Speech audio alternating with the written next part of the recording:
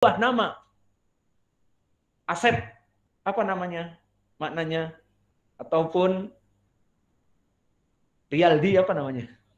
Apa ada artinya? Rialdi. Maka Rinaldi, Rialdi, orang-orang awak banyak seperti itu namanya. Misalnya apa ada nama? Kita juga di Sunda Dadang, Cecep, Gorbachev. Nama Sunda kelahiran di Moskow, Cecep Gorbachev. Alhasil tidak ada nama di sini, namun di dalam asma'illahi ta'ala ada makna dari sifat yang terdapat padanya. Walillahil asma'ul husna fad'uhu biha. Maka untuk Allah nama-nama yang mulia. Yang ada padanya dari nama-nama yang mulia itu sifat. Maka bagaimana? Fad'uhu biha. Ini ayat yang pertama. Dan ayat yang kedua semakna dengan ini. Qul ud'ullaha au ud'ur rahman. Ayyama tad'u falahul asma'ul husna. Lihat. Bagaimana Allah memerintahkan. Qul ud'ullah au ud'ur rahman. Maka berdoalah kamu dengan lafzul jalalah Allah, namanya, dan juga Ar-Rahman, dari nama Allah. Maka jika kelompok Al-Mu'tazilah mengatakan Ar-Rahman hanya sebatas nama, lalu bagaimana Allah memerintahkan berdoa dengan nama Ar-Rahman yang tersirat padanya makna Allah yarham li ibadih, fahim?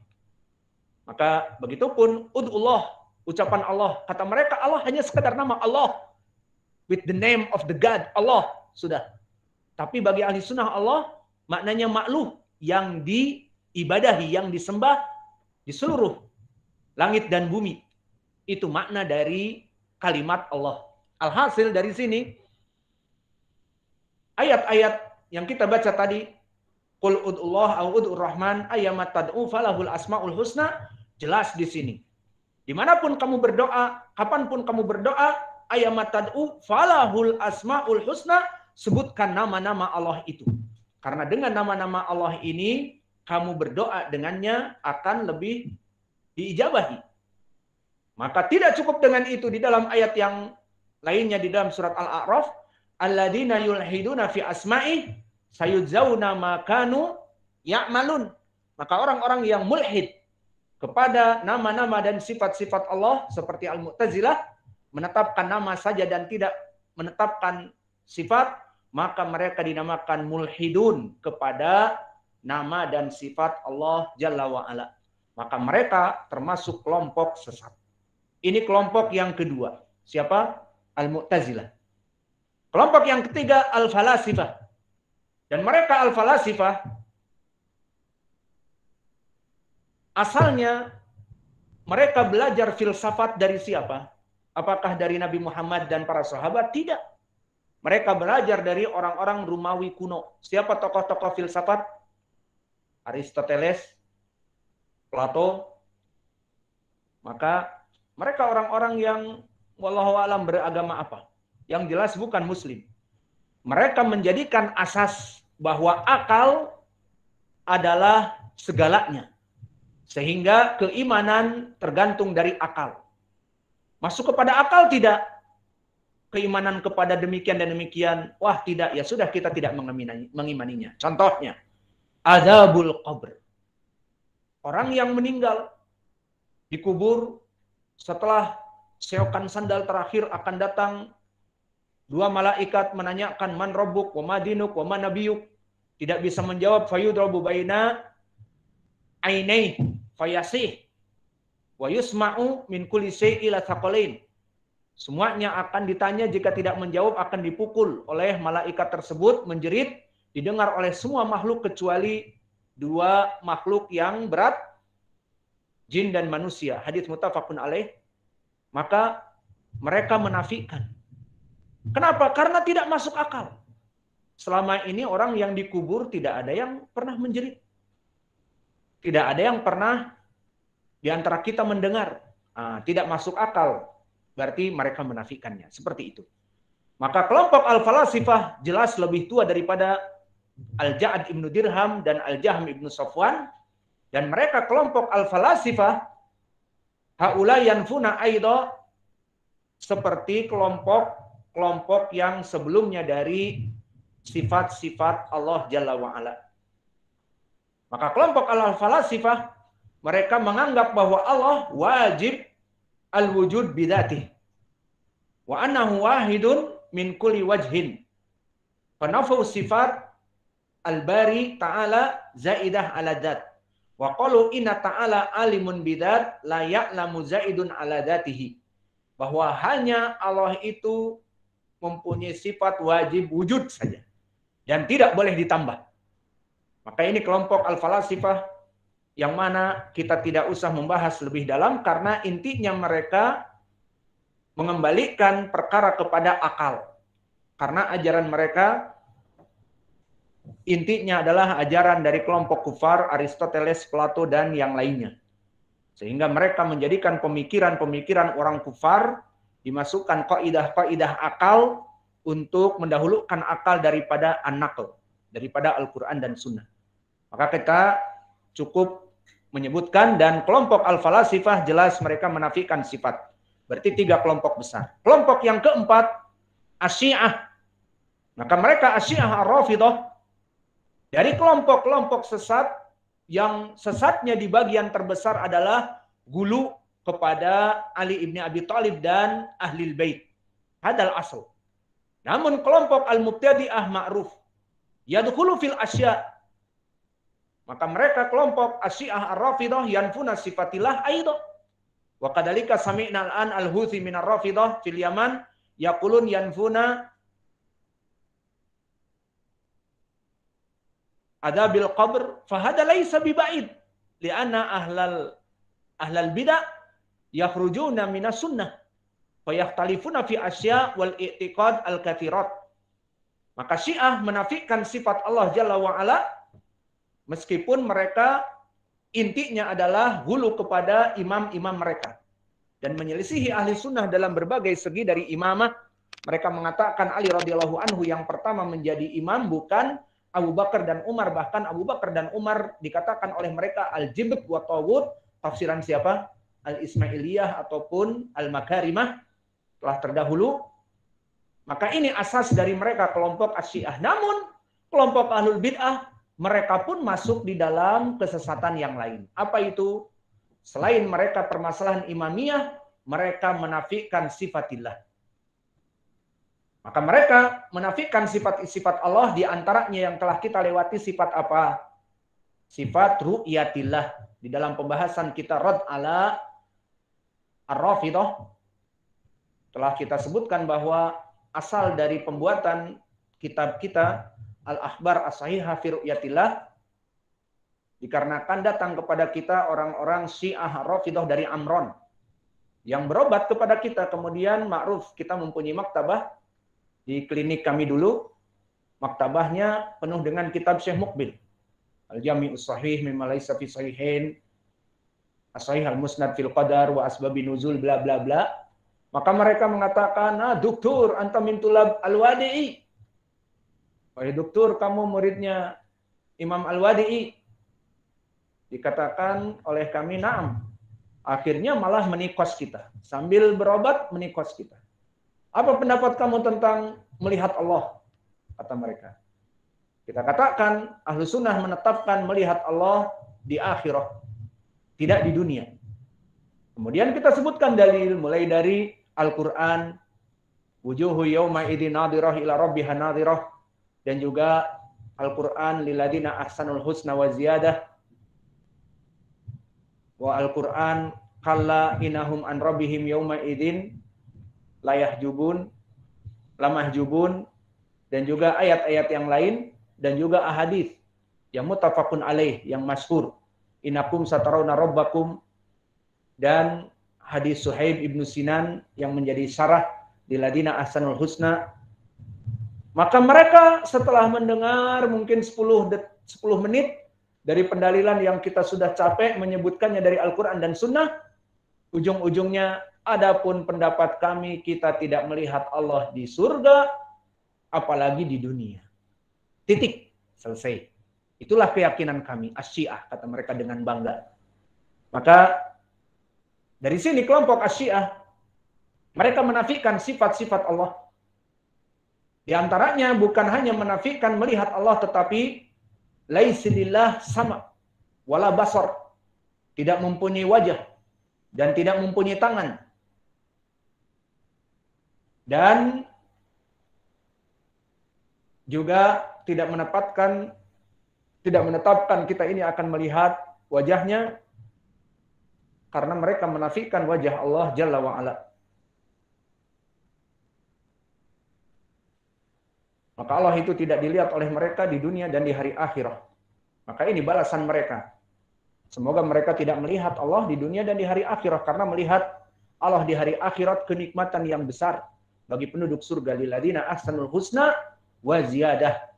Untuk orang-orang yang beriman dimasukkan surga dan tambahan kenikmatan melihat wajah Allah. Dan kelompok Asy-Syiah di sini selain mereka menafikan sebagian sifat, kita katakan sebagian, terutama masalah melihat Allah dan Allah mempunyai wajah, bagi mereka tidak ada dan tidak pernah dilihat. Selain itu, bal alsaqu asma Allahu ta'ala wa sifatih bi a'immatihim. Lihat, kaifal ghulu bihaula al-a'immah. Maka mereka alsaqu asma ilahi ta'ala wa sifatih bi a'immatihim. Mereka menempelkan nama-nama dan sifat Allah untuk imam-imam 12 mereka. Jadi bagi mereka Ali, Husain, Al-Hasan, Wal Askari, Wal Jawad, dan yang lainnya dari imam yang 12, bagi mereka nama dan sifat. Seperti Allah mempunyai nama dan sifat. Maka disebutkan, dinisbatkan tidak tanggung-tanggung di kitab mereka, fi usulil kafi, qala Ja'far ibnu Muhammad. Lihat bagaimana mereka berdosa besar memalsukan ucapan imam-imam besar mereka yang pada dasarnya mereka ahli sunnah. Ja'far ibnu Muhammad, Al-Baqir, dan yang lainnya. Maka dikatakan, berkata-katanya Ja'far ibnu Muhammad, padahal tidak benar penisbatan kepada imam mereka. Ini mereka berdusta atas imam mereka. Dan imam kita, ahli sunnah Ja'far ibnu Muhammad. Walillahil asmaul husna fad'uhu biha. Fi tafsir qoulihi ta'ala, walillahil asmaul husna fad'uhu biha. Apa tafsiran ahli sunnah? Kalian berdoa dengan nama-nama Allah. Ar-Razzaq, Ar-Razzaq, Allahumma rzuqna. Al-Ghafur, Allahumma gfirni. Seperti itu. Maka kata mereka, Ja'far ibnu Muhammad, wa nahnu wallah al-asma al-husna, yakni al-a'immah. Bagi para a'immah, nama-nama yang mulia. Allati la yaqbalullah min ibadih amalan illa bima'rifatina. Maka Allah tidak menerima amalan-amalan kecuali dengan mengetahui asma wa sifat bagi para imam. Maka mereka menjadikan para imam mempunyai nama-nama yang mulia dan sifat-sifat yang mulia seperti asma wa sifatillah. Paham? Maka inti dari mereka apa? Gulu. Ini alamat dari Asy-Syiah Ar-Rafidah, gulu fi a'immatihim. Bal fi mas'alatil asma' wa sifat hum ghulu haitsu madza alsaqu haitsu ala annahum alsaqu asma Allah wa sifatih bi a'immatihim wa yaqdib ala Ja'far ibnu Muhammad fi qoulihi ta'ala walillahil asmaul husna fad'uhu biha nahnu wallah al asmaul husna, yakni lil a'immah al asma wal husna. Maka inilah dari kesesatan dari kelompok yang keempat, yang mana mereka asalnya gulu kepada imam-imam mereka yang 12, maka mereka pun masuk kepada al-asma wa sifat. Dan ini mereka akan terancam dengan ucapan Allah dalam surat Al-A'raf yang terdahulu, wadarul ladzina yulhiduna fi asma'i sayujzauna ma kanu ya'malun. Maka biarlah mereka berbuat semaunya, berani bermain-main, kata Allah, dengan nama-nama dan Allah dimasukkan kepada imam-imam mereka manusia, mempunyai nama-nama dan sifat. Berarti mereka tidak mentauhidkan al-asma wa sifat, iya apa tidak? Dari tauhid al-asma wa sifat menjadikan sifat yang mulia dan nama-nama yang mulia untuk Allah saja, tidak untuk makhluknya. Mereka menjadikan asma'ilah wa sifatih al-saqu bi a'immatihim. Idan hum laisu bi tauhid fil asma wa sifat. Wa sifat bal hum asraku fil asma was sifat bi aimatihim. Maka kita yang terakhir bahas dari kelompok sesat berhubungan dengan al-asma was sifat yang masyhur di daerah kita dan di zaman sekarang, al-Asy'ariyah. Maka al-Asy'ariyah firqah yang sesat yang dinisbatkan kepada Abil Hasan al-Asy'ari.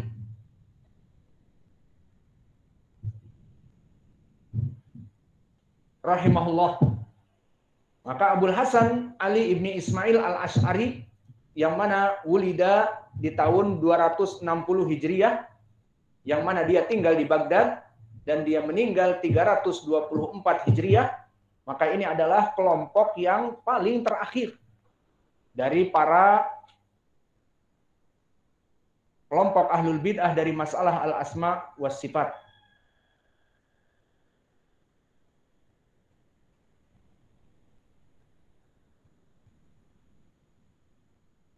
Maka keadaan Abul Hasan Ali ibni Ismail al-Asy'ari, dia terpengaruh dari pemikiran Al-Mu'tazilah di saat dia duduk dengan pamannya ataupun bapak tirinya, mulaziman li zauj ummihi, Asy-Syaikh Al-Mu'tazilah fi zamanih Abi Ali Al-Jubai. Maka akhadha anhu al-i'tizal hatta tabharu fihi wa sara min a'immati wa du'atihi. Maka Abul Hasan di sini diketahui mengambil pemikiran Al-Mu'tazilah karena apa? Ibunya menikah dengan Imam Mu'tazilah Al-Jubai. Maka di sini menjadi pendalilan al-mar'u ala dini khalilih falyanzur ahadukum man yukhalil. Hadis Abi Hurairah yang telah terdahulu di Sunan Abi Daud yang sanadnya hasan, karena ada siapa? Muhammad ibnu Marwan, Saduq Hasanul Hadis. Maka disebutkan bahwa Abul Hasan menjadi rais dari kelompok Al-Asy'ariyah karena pemikiran i'tizalnya. Kemudian disebutkan sepakat ahlu tarikh bahwa Abul Hasan di awal pertamanya mempunyai pemikiran Mu'tazilah dikarenakan duduk mujalasah dengan bapak tirinya Abi Ali Al-Jubai. Namun setelah itu Allah memberikan hidayah, fa kharaja min madhab al-i'tizal. Disebutkan oleh Ibnu Asakir dan yang lainnya, Ana Abul Hasan al-Asy'ari i'tazalan nas mudda 15 yauman wa tafarraga fi baitihi lil bahth wal mutala'ah thumma kharaja ila nas fil masjidil jami' wa akhbarahum annahu in khala'a mimma kana ya'taqidu kama yankhala'a min thawbih thumma khala'a thawban kana alaihi wa rama bikutubihi al-jadidah linnas. Bahwa disebutkan oleh Ibnu Asakir dan ahlu tarikh yang thiqah, dan ini khabar yang benar, bahwa Abul Hasan mendapatkan hidayah masuk kepada ahli sunnah. Setelah 15 hari, dia mempunyai kegoncangan di dalam pemikiran Al-Mu'tazilah yang menyelisihi dari akal dan imannya. Maka dia mungkin, wallahu a'lam, yang jelas mendapatkan hidayah mendengar dari ulama ahli sunnah, duduk di rumahnya 15 hari bingung. Kemudian dia keluar dalam manhaj ahli sunnah dan mengumumkan di masjid bahwa saya keluar dari pemikiran Al-Mu'tazilah. Maka Abul Hasan al-Asy'ari, pemimpin dari kelompok Al-Asy'ariyah, dia adalah orang yang sudah rujuk. Namun sepanjang hidupnya dia mempunyai pemikiran Al-Mu'tazilah dan menyebarkan di beberapa kutub-kutubnya tentang pemikiran Mu'tazilah. Yang masyhur dari pemikiran mereka itu kelompok Al-Mu'tazilah menafikan seluruh sifat. Namun Abul Hasan Al-Asy'ari mentafsir. Ini dia. Kenapa dinamakan Asy'ariyah?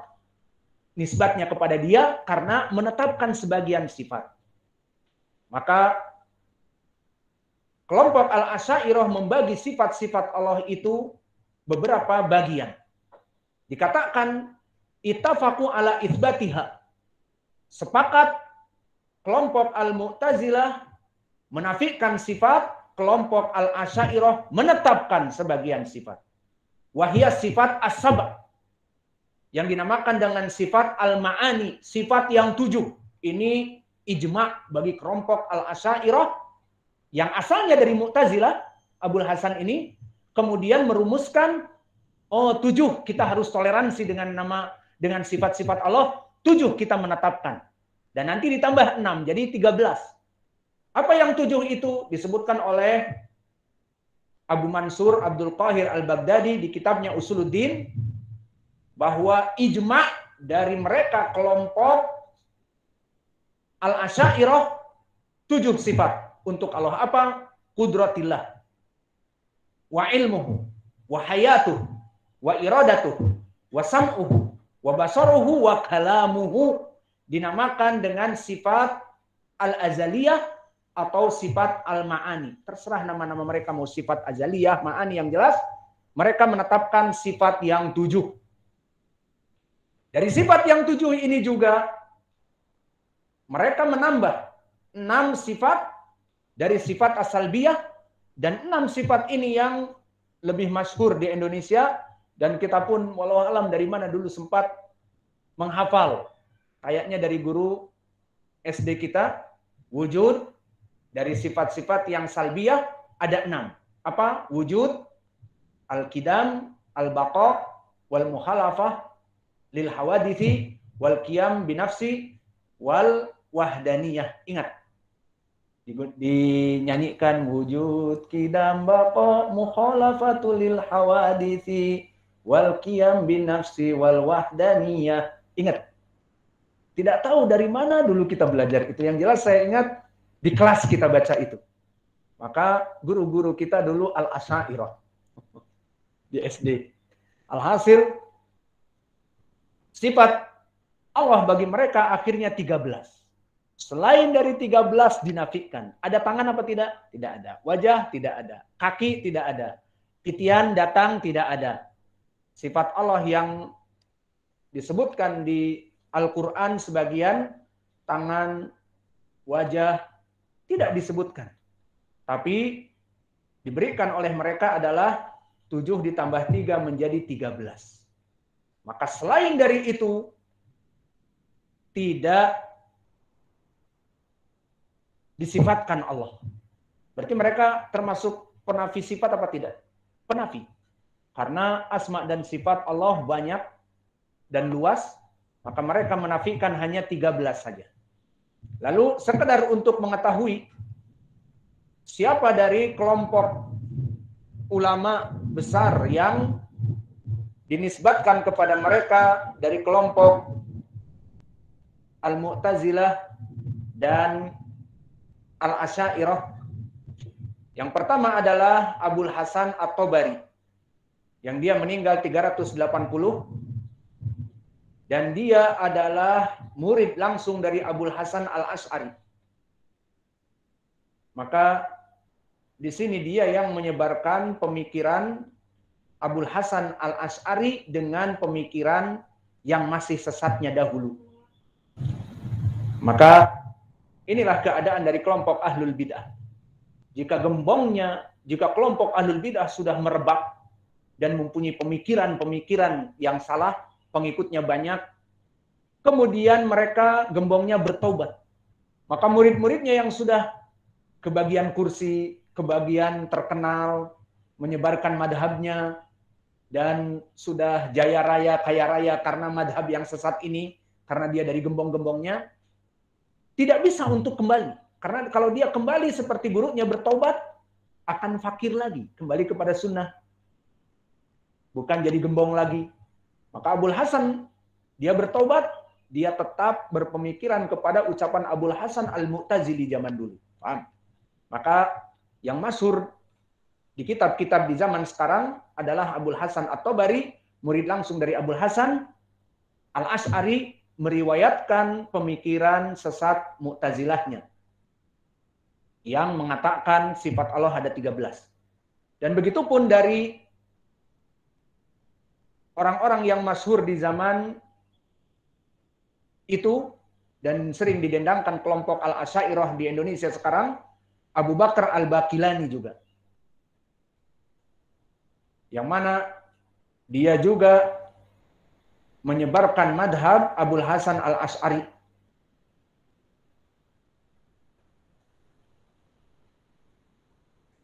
Dan dia lebih muda lagi dari At-Tabari 403 Hijriah meninggal. Kemudian yang masyhur juga Muhammad Ibnul Hasan Ibnu Furik. Maka ini juga dari gembong-gembong kelompok Al-Asy'ariyah yang sering beristidlal dengan kitab-kitab mereka, yang mana dia meninggal 406. Yang mana dia belajar madhab Al-Asy'ari dari Abil Hasan, dan termasuk dari murid Abil Hasan sendiri, dan termasuk dari kibar a'imah Al-Asy'ariyah, berpegang dengan ucapan Abul Hasan di ucapan dahulu, dan tidak tarojuk dari ucapan gurunya yang sudah kembali kepada sunnah. Inilah kelompok Ahlul Bid'ah. Kita berdoa mudah-mudahan Al-Hajuri bertobat dari apa yang dia perbuat.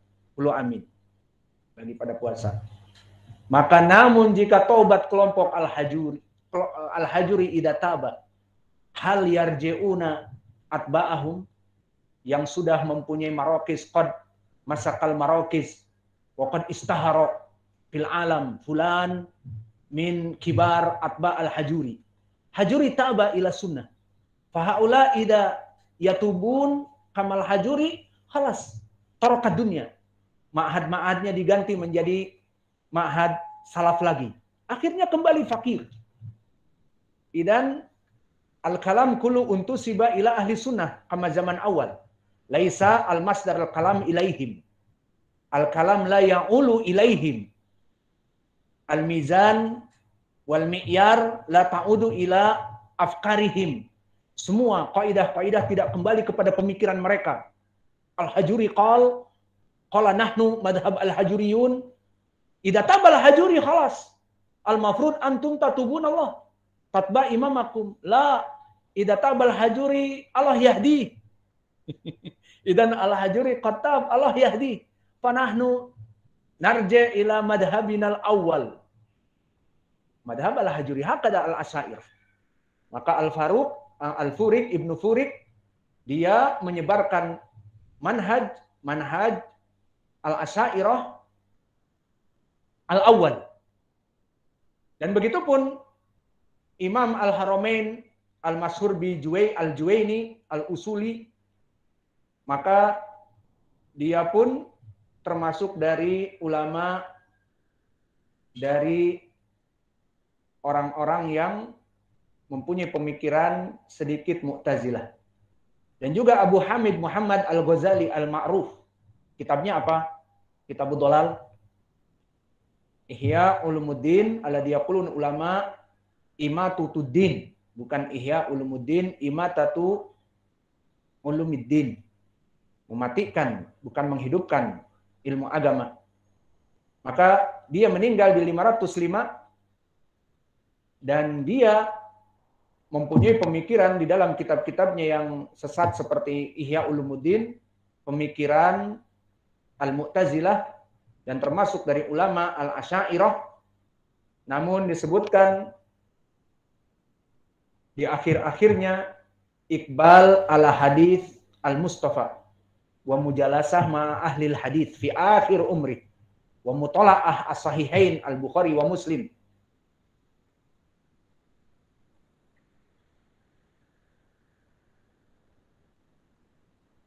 Maka dohirnya Abu Hamid taba fi akhir umrih. Namun kitab-kitabnya sudah tersebar. Dan tidak ada dia bantahan kepada kitabnya sehingga kitabnya dianggap kitab sesat sampai sekarang. Wa kadzalika dari imam mereka Abdul Fattah Muhammad Ibni Abdul Karim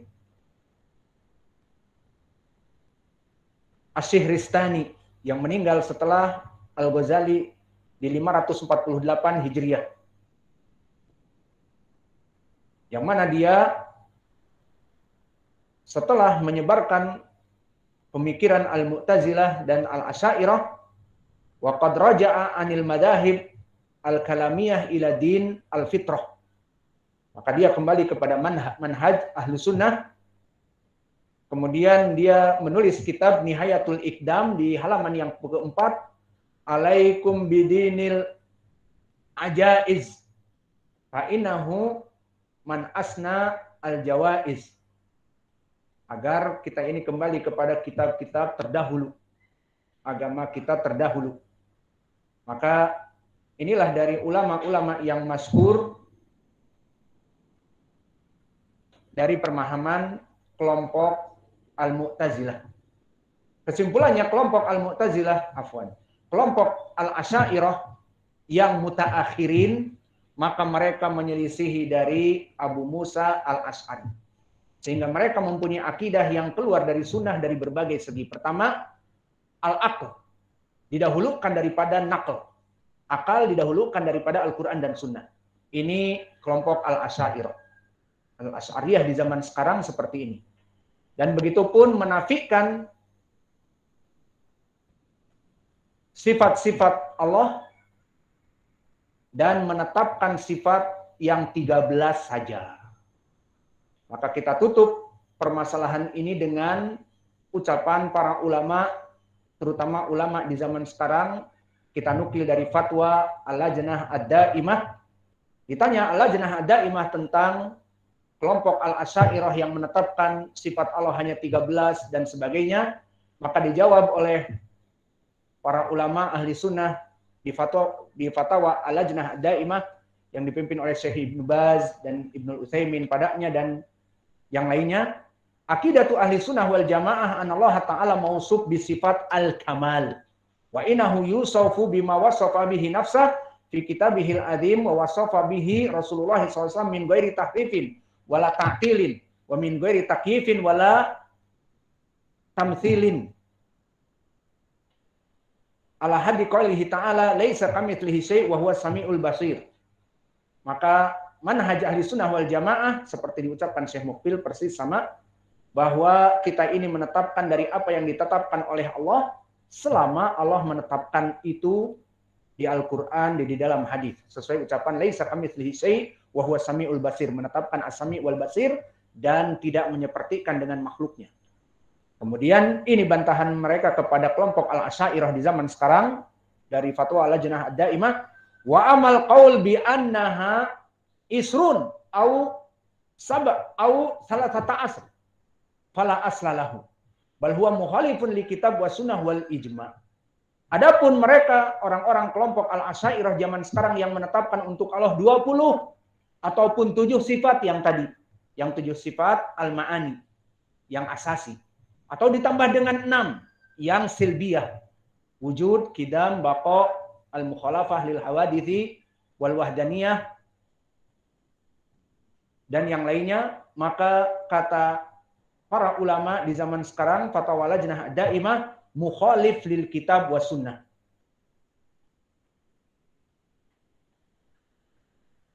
Maka cukuplah dengan kalian mengambil kitab Al-Aqidah Al-Wasithiyah karya Syekhul Islam Ibnu Taimiyah yang disarah dengan Khalil Harras dan juga At-Tadmuriyah wal Hamawiyah yang ditulis oleh Syekhul Islam Ibnu Taimiyah. Maka ketiganya di sini qad awdahat madhabu ahli sunnah fil asma' was sifat warad ala mukhalifihim. Cukuplah kalian mempelajari kitab-kitab ini. Di sana ada bantahan kepada kelompok-kelompok sesat dari kelompok ahlul bid'ah dalam permasalahan al-asma' was sifat. Maka mungkin ini yang bisa kita berikan karena antum pada puasa, kasihan antum pada lapar, kita ringkas pelajaran kita. Wa naktafi ilahuna wa jazakumullahu khairan wa barakallahu fiikum. Iya.